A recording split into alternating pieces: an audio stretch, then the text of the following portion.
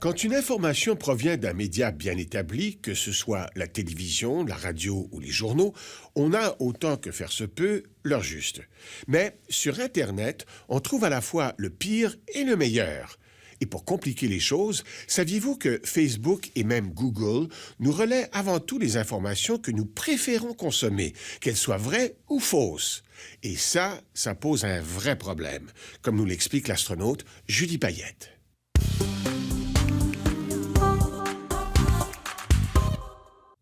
L'une des grandes révolutions de l'ère numérique, c'est qu'on a maintenant accès à une multitude de sources d'informations.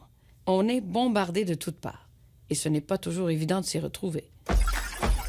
Pour y mettre un peu d'ordre, les géants du Web utilisent des algorithmes qui trient l'information d'avance pour nous. Facebook, Google et YouTube, chacun a sa recette secrète. Mais l'objectif est le même, nous offrir des contenus sur mesure qui vont nous plaire. Le problème, c'est qu'on ne se rend pas toujours compte des décisions qui sont prises à notre place, et encore moins des impacts. Commençons par le plus évident, Facebook. Sur votre fil d'actualité, vous ne voyez qu'une toute petite partie de ce que font vos amis. Et c'est la même chose avec les articles de nouvelles. Qu'il s'agisse de politique, de santé, de changement climatique, Facebook fait un tri. Et chaque personne reçoit de l'information personnalisée selon ses préférences.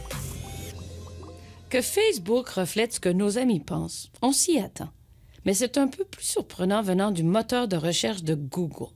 Un même mot-clé ne donne pas nécessairement les mêmes résultats. Par exemple, si on tape le mot « bouton », ça peut avoir plusieurs sens. Et Google essaye de deviner ce qu'on a en tête. Comment? Par apprentissage. Plus on interagit avec Google, plus il en sait sur nous. Éventuellement, il est capable de discerner si c'est un informaticien, un couturier ou un adolescent qui s'interroge sur les boutons. Il peut donc offrir des résultats sur mesure à chacun. Bien sûr, on aime bien quand ce qu'on trouve confirme ce qu'on pense déjà. C'est dans la nature humaine. Sauf qu'avec Internet, on peut trouver la confirmation d'à peu près n'importe quoi. Sur YouTube, par exemple, même les idées les plus absurdes ont leur vitrine. On y trouve des centaines de vidéos de soi-disant preuves qu'on n'est jamais allé sur la Lune. Ceux qui les regardent s'échangent les informations et les liens. Et YouTube en rajoute, en suggérant des vidéos similaires. Ça crée un petit univers fermé sur lui-même.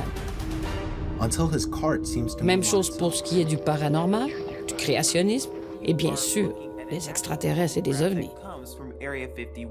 D'ailleurs, il y a des experts qui croient que les algorithmes limitent notre champ de vision et créent ce qu'ils appellent une chambre d'écho, où c'est notre propre voix, nos propres idées qui sont amplifiées.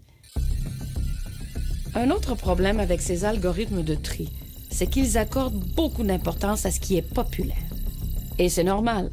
Le nerf de la guerre, c'est la publicité. Plus il y a de clics, plus c'est rentable, même si c'est complètement faux. Facebook et Google tentent activement de s'attaquer à ce problème.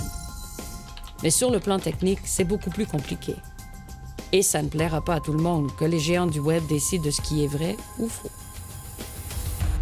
La solution, c'est d'avoir des techniques de vérification, ou peut-être d'afficher des mises en garde, comme sur Wikipédia. Dans ce cas-ci, évidemment, ce sont des humains qui valident l'information et qui soulignent les failles d'un article ou d'une source. Au moins, on sait à quoi s'en tenir. C'est la preuve qu'au fond, le meilleur outil disponible pour exercer un discernement, c'est vous. Sur Internet, la télévision, la radio, dans les journaux, c'est toujours une bonne idée de garder son sens critique et d'essayer de valider l'information. Un bon truc? Si au moins 3 sources crédibles et indépendantes disent la même chose, il y a de fortes chances que ça représente le meilleur de la connaissance. Avec les outils à notre disposition, c'est facile de vérifier. Il ne faut pas hésiter à sortir de la chambre d'écho, à élargir sa perspective, à confronter ses idées. Un peu de scepticisme, c'est bon pour la santé. Ici Julie Payette, au plaisir.